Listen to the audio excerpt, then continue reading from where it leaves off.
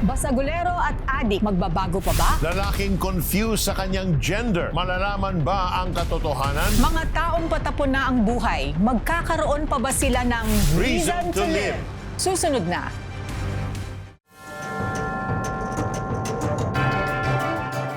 Life is not about happenings and fun. Life in its fullest must have meaning and purpose. Tama, Peter. Pagkatapos ng mga masasayang ganap at matapos ang excitement sa kahit anong bagay, what's left? Is life just about the next high? Yan ang hinanap ni June. Dala ng kahirapan, hinanap niya ang fulfillment in different vices. Alamin natin ang buong kwento. Let's watch this. Away na talaga, nakita ko lahat. May mga tumumba, talaga sugatan. Ang sagot ko sa kanila, Mga duwag! Di niyo ako kaya! Kapatid ko si Satanas! Ito ang pagkataong inangkin ni June. Dahil sa kasalatan, lumaki siyang palaban sa buhay. doon sa aking pagwi-waiter, natuto ko rin mag-shabu. Kasi puyat lagi. Tapos yung mga kasama mo ron, hindi tama yung ginagawa dun sa loob ng club. Nandun yung babae, tapos yung kalakaran ng drugs. Lumaki ako sa kalsada, natuto ng magmura, natuto makipag-away dahil may mga kapatid ako. Hanggang sa yung kuya ko, napasok sa fraternity, ganun din kami. Hanggang sa magkaroon ng frat war. Hoy! Ano yan? At dahil sa kuya niya ang nahuli ng mga pulis, ibinintang dito ang 5 tao na namatay sa gitna ng gulo. Nung makulong yung kuya ko, ang sabi niya sa akin, Dong, ayoko nababalitaan na napapargabyado kayo. Kapag nalaman ko, minumura kayo na wala kayong, hindi kayo pinagtatanggol sa sarili niyo. Paglabas ko dito, ako mismo ang bubugbog sa'yo. Kaya natanim sa isip ko, sa aming magkakapatid, ang malakas lang matitira, yung mahina, kawawa. Sa mga katagang ito, nabuhay si June. Bumuo siya ng sariling gang. Humanap ako ng mga bagong kasama na mas malalaki sa akin dahil hindi ako ganun kalaki. Kasi wala akong maipakain sa dami ng miyembro na pampulutan sa kanila. Hindi nila alam na nagkakatay kami ng pusa at yun ang ipinapupulutan namin sa kanila. Dahil sa nakaugaliang ito, maging sa ibang gang ay naialok niya ang pulutan. Tila nabastos ang pinuno ng nasabing gang sa kanyang sinabi at naging mitya ito ng mas malaking gulo. Nakita ko ngayon yung mga tropa na tumatakbo papasok dahil mas malalaki pa yung humabol sa kanila. Pero udyok ng pagkakataon na bilang isang leader ng gang, sinalubong ko yun. Nakipagsuntukan ako. Hindi nila ako mapatay-patay. Nasa rurok si June ng kanyang pamumuno ng mga panahong yun. Isang gabing lango siya sa droga. Ang sabi ko, nung dumating yung nanay ko, Nay, kain ka na. Nasisira na ulo mo diyang kakadasal. Walang mangyayari sa dyan. Tinapik niya ako sa likod. Ang sagot niya lang sa akin, Anak, pasensya ka na, hindi pa ako pwedeng kumain sapagkat yung pinapanalangin ko ay hindi pa tinutugon. Lingid sa kaalaman ni June, siya ang laman ng panalangin at pag-aayuno ng kanyang ina. Nang gabing yon, bagamat di dapat antukin dahil sa paghitit ng shabu, milagrong nakatulog si June at hapon na ng kinabukasan nang siya ay magising. Sa puntong yon, Nakita ko na rin sarili ko nasa harapan ng simbahan. Nung time na yun, meron pala silang revival night.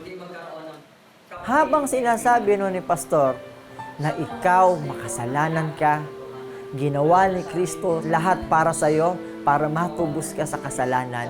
Kung nais mong tanggapin si Kristo sa buhay mo, gusto mo ng kapayapaan at kaligtasan, wala kang ibang gagawin kundi tanggapin si Kristo.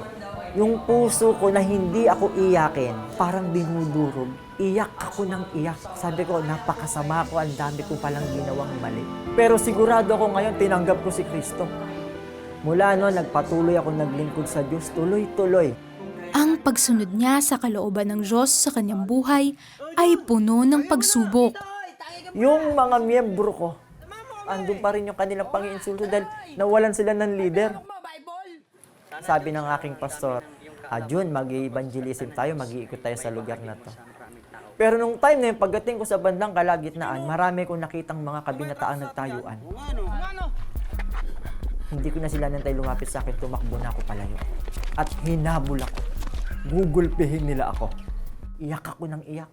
Sabi ko, Lord, noong araw, pag ako ang nakita nila, tumatakbo na sila. At kapag nakakahuli ko, hinuhulog ko sa tulay.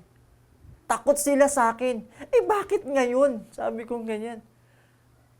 Hinabol nila ako. Yun ang pinakamabigat na hindi ko matanggap nung panahon na yun. Ang pagdududang ito sa kanyang napiling pananampalataya ay nasundan pa ng pagpanaw ng kanyang ama. Masamang-masama yung loob ko, nalaman ko na marami pala akong kapatid, marami pala naging asawa yung tatay ko. Para akong naghanap ng tapang o ng lakas sa loob. Hindi sa Diyos yung time na yun. Binalikan ko yung nakaraan ko. Doon sa aming bahay, nagsasabu ako. Makalipas ang 3 araw, agad ding naramdaman ni June ang malaking pagkakamaling kanyang nagawa.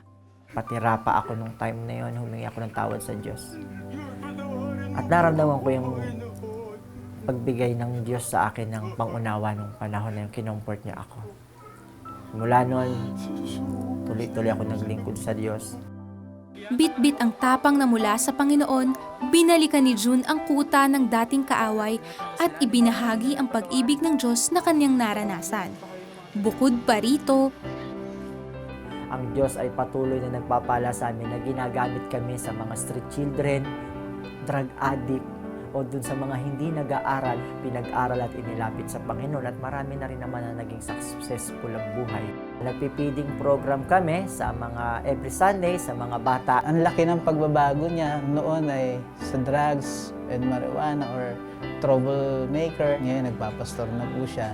Isang kagalakan po, ayun, na yung tao na dati malabong magbago na.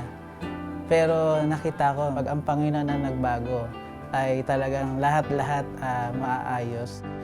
kung dati kapatid ni Satanas ang pagkakilala sa sarili, ngayoy buong pusong nilalakaran ni June ang pagiging anak ng Diyos. Yung kaligtasang meron tayo ngayon, hindi ito dahil sa ating mabubuting gawa, kundi dahil ito sa biyaya ng Diyos sa atin. You know, Peter, many times when we make a decision for the Lord, may opposition yan eh. May dumadating sa buhay natin na will try to discourage us, no? Mali yung desisyon na ginawa mo. Diba? Yeah. Pero, ang bait pa rin ng Panginoon, you know, when he parang ginawa niya is dahil natakot siya dun sa hinabol siya and everything, and then he went back to drugs, and then na-realize niya, hindi, I cannot find my meaning and purpose here. Hindi ako mafu-fulfill nito. Kaya balik siya kay Lord. Kasi doon niya naranasan yung fulfillment na hinahanap niya. At doon siya minute ni Lord na tama yung ginawa mo. Pain after pain, June tried to cover it up with vices, especially drugs. Pero it didn't do much to give him the solution he was looking for. Paulit-ulit na kamalian, paulit-ulit din na pasakit. Yan ba ang iyong nararanasan? Are you in the same boat as June? Proverbs reminds us of this stubborn human nature. It reads, "As a dog returns to his own vomit, so a fool repeats his folly." You know what? Even if we commit the same mistakes over and over again, there is hope. Because nandyan ang grasya ng Panginoon. First is to admit we are at fault, and the next is to ask God's forgiveness and redemption. Find people who know God and can help you get to know Him. If you want to know more about Jesus, call the numbers on your screen or chat with us. We will be glad to help you know more about the wonderful plan of Jesus for you. Panginoong Jesus, natanggap ko po kayo na aking Panginoon at tagapagligtas. Sumabay ka ba sa panalangin upang tanggapin si Jesus? Narito ang CBN Asia Prayer Center para sa iyo 24/7 upang tulungan kang magsimula ng panibagong buhay na punong-puno ng pag-asa, kapayapaan at tagumpay. Just text YES, your name and location o mag-chat sa The 700 Club Asia Facebook Messenger. Good deed Kids Bacamo, willing to help sa mga nangangailangan ng prayer and miracle, missionary training and medical services. Magagawa mo lahat ng ito bilang partner ng CBN Asia. Donate 1,000 pesos and you'll receive back and forth. Listen to Peter Kairouz and his sons engage in real talk. My children and I often get engaged in a lot of conversation. I still have questions for them that I reserve specially for you. A special prayer for fathers by Gordon Robertson to make a life-changing impact and become a CBN Asia partner today.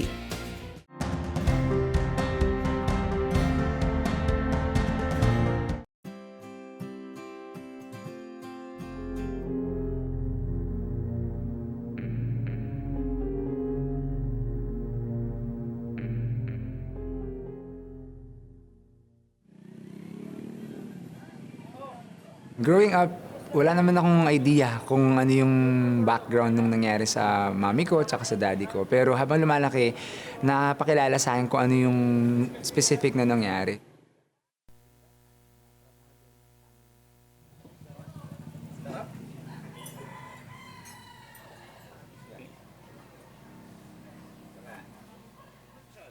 Sa hindi pagsang-ayon ng lolo sa pakikipagrelasyon, hindi na aninag ni Paulo ang kanyang ama habang siya ay lumalaki. Lumayas ka rito! Hindi mo patingin na! Pinagtiwalaan ko kayo pagkatapos ganyan lang ang ginagawa nyo!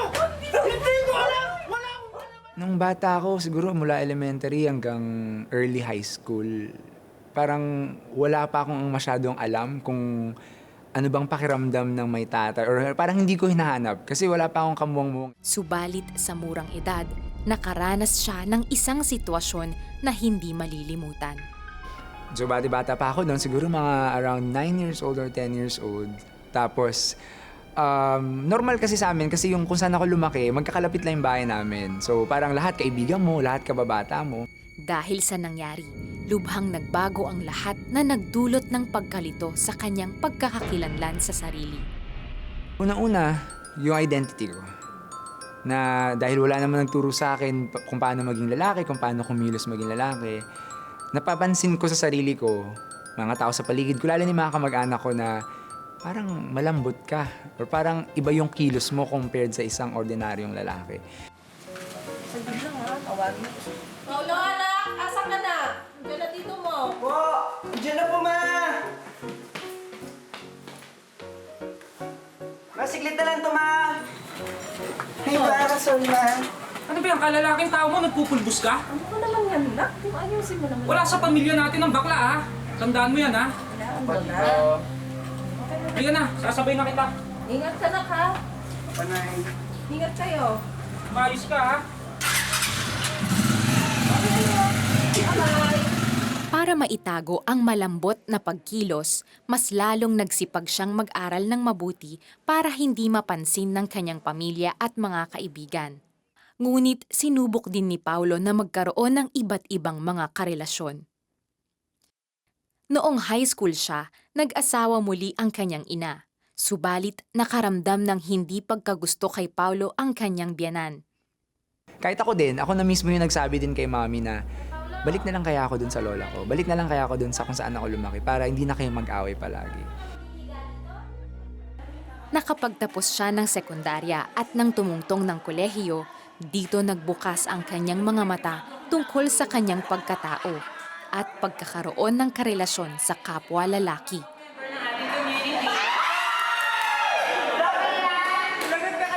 I started entering a same-gender relationship nung nag-college ako. This was the time na nag-start na ako mag-explore, na mas lalo akong na-expose sa LGBTQ community. With the people around me, mga classmates ko. Niyakap ni Paulo ang ganitong uri ng buhay sa kapwa lalaki at naimpluwensyahan siyang pumunta sa bar upang magliwaliw. So initially, akala ko okay yung lahat. Saya kayo dito, inom kayo dito. As in, every week yan, pupunta ako sa bar, kung saan nandun yung mga kaibigan ko. And then, inuman, lasing, ganyan. Tapos kinabukasan na uwi. So, masaya siya. Eventually, habang tumatagal, may mga taong maalis.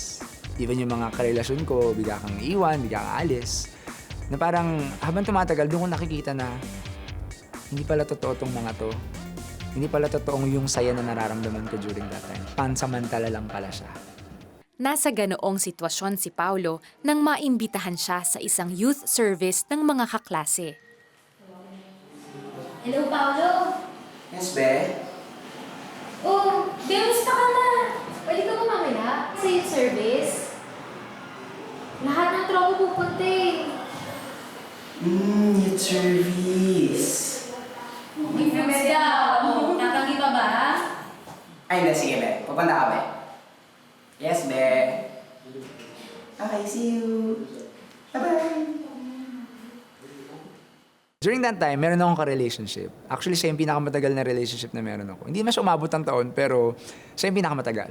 Parang even before pa, kilala ko na si God, pero yung kung sino lang siya, na wala talaga akong personal na relationship.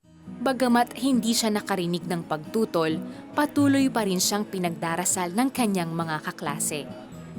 Kahit patuloy ang pakikipagrelasyon, nakadama ng pagkapagod si Paulo hanggang sa Araw-araw umiyak ka, araw-araw puro galit yung nasa puso mo, hindi siya masaya eh. Until that same day, July 9, 2011, in my desperate situation, may narinig akong voice. Until now, hindi ko siya makakalimutan. May narinig akong whisper. Sabi, Jesus. And during that time, as in that instant, sobrang nag-flashback lahat ng mga moments na umatin ako ng service, ng church. buong pusong isinuko ni Paulo ang sarili sa Panginoong Hesus na naging daan ng kanyang pagbabago sa buhay.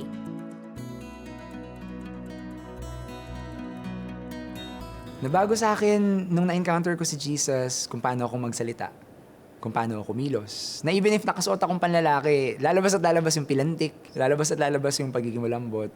Eventually, natutunan ko kung paano kumilos. Natutunan ko kung paano mag-isip ng tama, kung paano mag-isip yung isang lalaki. Na naalala ko noon, nung na-encounter ko siya, si Jesus, dinilit ko lahat ng social media ko na about sa same gender. Nag-leave ako sa mga clan, hindi ko na kinausap yung mga taong kasama ko dati sa clan. Nag-start ako mag-walk sa kung ano yung tamang path na binigay sa akin ni God. Si Paulo ay nakapagtapos ng kursong Bachelor of Science in Psychology at nabiyayaan siya ng trabaho bilang Lead Specialist Recruitment Admin ng isang kumpanya. Dumating sa punto ng buhay niya na natakot siyang umibig muli, kung kaya't kinausap niya ang ilan sa kaibigan mula sa simbahan para tulungan siya. Dahil sa tiyaga at naranasang pagbabago sa puso ni Paulo, nasungkit niya ang matamis na oo ni Jill. March 25, 2017, nag-propose na ako. Sobrang nakita ko lang din kung paano nag-work si God. Yung wala akong provision, biglang dumating. Nagbukas ang panibagong kabanata ng kanilang buhay at masayang nagpakasal noong June 8, 2018. Ngayon nakasal na ako, sobrang excited ako eh. Kasi parang may kaba. Kasi parang, God, paano to? Hindi ko alam paano maging tatay. Kasi hindi ko naman naranasan yung magkaroon ng tatay. Pero I just know na hindi naman ako dadali ni God ng ganito kalayo, tapos iiwan niya lang ako. Patuloy pa rin ang paglilingkod ni Paulo sa Panginoon, katuwang ang asawa bilang bahagi ng ministeryo ng simbahan. Lalagay mo siya dun sa pagbo-volunteer na you just really want to honor God. Na Lord, total, alam ko na yung identity ko ay sa'yo. Bakit hindi mo ko gamitin para sa'yo? Para sa kingdom mo, para sa mga tao mo. Never nawala si God. Never siyang nawala, na lagi pala siyang andyan dyan. Kahit hindi mo siya kilala, andyan dyan siya. And at the same time, nandiyan dyan siya to care for you, to love you. Kahit hindi mo alam na nagkikare pala siya at naglalove siya sa'yo. Na yung lesson na yun na natutunan ko dito sa story ko is that wala palang hopeless case kay God. Lumaki ako na akala ko aksidente ako. Lumaki ako akala ko na wala akong future. Pero nakalala ko si God. Pinakita niya sa akin na nanggaling man ako sa isang pagkakamali, pero sa mata niya isa akong tama. Wow, Paulo's life was destined to have an aimless life. Yeah. And to be lost. He was trying to find himself, as he was growing up. Pang wala siyang direksyon. Pero, sabi niya, nakilala ko si God. Yes, nakilala niya yung lumikha sa kanya. So he's the one who knows where he should be and what he should go for. Tama. Yeah. What a wonderful story of God's amazing grace. It was this love from our God in heaven that resolved the confusion that Paulo was going through. Tama, Peter, out of that messy past into a future that is full of direction and purpose. May asawa na si Paulo, which gives him more reason to live his life according to God's will and purpose. So if you want to find purpose in your life, or you want to find a deeper meaning to this life you are living, pray with us and experience the most exciting journey you will ever have, because the Lord now will be in charge of your life. Felici, would you like to pray? Yes. Panginoon, Diyos Ama, sabi sa iyong salita na ako ay iyong nilikha. I was still in my mother's womb and you already had a plan for me. I am not a mistake and I am not an accident. Thank you, Lord, that you have a plan for my life. Panginoon, alam mo kung anong pinagdadaanan ko, anong hinaharap ko ngayon. Lumalapit ako sa inyo because I know kailangan kita. Salamat, Panginoon, na I am yours. I am yours. And so, Lord, right now, sinusuko ko ang buhay ko sa iyo, Panginoon. Patawarin niyo po ako. Salamat at ikaw ay dumating at namatay sa krus para bayaran lahat ng aking mga pagkakamali at kasalanan. Para ako'y makalakad ng malaya in your will and with your purpose. Lord, be my Lord and Savior. Come into my life, Lord, and make me the kind of person that you want me to be. Ito ay aking dalangin sa ngalan ng inyong anak na si Jesus. Amen. Amen. And the Lord right now is releasing His grace to heal those who are watching. Yes. He's healing those that are addicted to alcohol, addicted to drugs. He's breaking the hold over your life this instant. Receive that freedom in the name of Jesus. The Lord is healing someone with severe lower back pain on the left side of your back. Receive that, kapatid, in Jesus' name. Meron nanonood ngayon, meron kang, you're undergoing dialysis. You've been undergoing dialysis for a couple of years. The Lord now is releasing His healing on your kidneys. He's giving you brand new kidneys. Receive that by faith in the name of Jesus. Someone is also watching, meron kang frozen shoulder. You cannot lift your left arm dahil napakasakit ang iyong left shoulder. The Lord is healing you from that condition now. Receive that healing. There's also someone watching na meron kang liver ailment. The Lord is restoring the full function of your liver this very moment. Receive that, kapatid, in Jesus' name. In Jesus' name. Nagnalangin si Peter Kairos at ako'y sumunod. Naramdaman ko na tuloy-tuloy ang pag-recover ko. Doon ko naranasan yung kapangyarihan ng Diyos. Wala kaming pera pero naitayo namin yung farm na ito. Nag-restore sa akin, finances, trabaho. Lahat po yan galing sa Panginoon. Tulad ba nila ay sinagot din ng Panginoong Jesus ang iyong panalangin? We want to hear it from you. Please text Answered Prayer and share your story with us. Send it to 0998-590-0620. Magdodonate ako sa CBN Asia. Oo, bait naman. Sige. Type mo cbnasia.com/give. CBN Asia.com/give. Yan. Okay pa. Kaya mo na yan. Madali na yan. Ikaw na. Tulungan niyo po. Ang dami pong itatype eh. Tapos 4 lang ang daliri ko.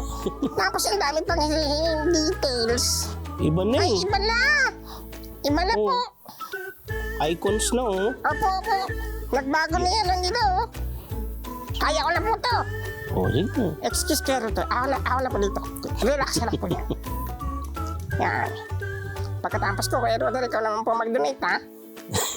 Ikaw nga po, 5 daliri mo, di ka nagdo-donate, eh. Anong hindi? Kaka-donate ko lang sa cellphone. Sobrang dali na pala. Ano pa hinihintay natin? Donate na!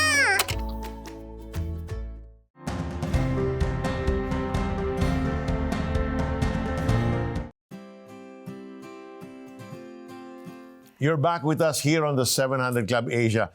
You know, Felicia, we just finished our 2-week-long telethon. Yes, maraming And we salamat. want to thank all our donors and friends and partners yung nagbigay. Maraming salamat po.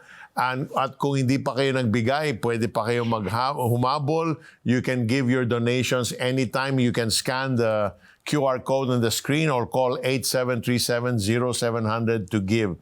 I want to give a testimony to our viewers kasi bago mag-telethon, Felici, Yes. 1 week before the telethon starts, we really, first, before we ask you to give towards the needs of our ministry, lalo na sa Operation Blessing, we first ask all our staff, CBN Asia, Operation Blessing, Asian Center for Mission, the Prayer Center, lahat, to sow a seed. So I challenge the staff again, like I always do, tuwing May Telethon, sow a seed into our ministry. And I want to read the testimony from one of our staff. I will not mention her name. Di ko naman siya kilala para glory to God. Ito po yung sabi niya. Sabi niya, this month has been so exhausting physically, emotionally, and financially because 4 of the people I know have died. Siguro hindi sa pamilya niya, baka kaibigan niya, no? Umuuwi ako from Manila to Laguna every Thursday, 3 weeks in a row to lead worship dun sa wake service. Then sabi niya, last Monday at around 7 a.m., I was reminded of Sir Peter's challenge of giving.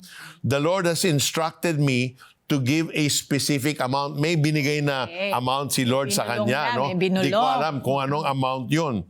And sabi niya, ito yung sabi niya kay Lord, sabi niya, Lord, this is all I got this week.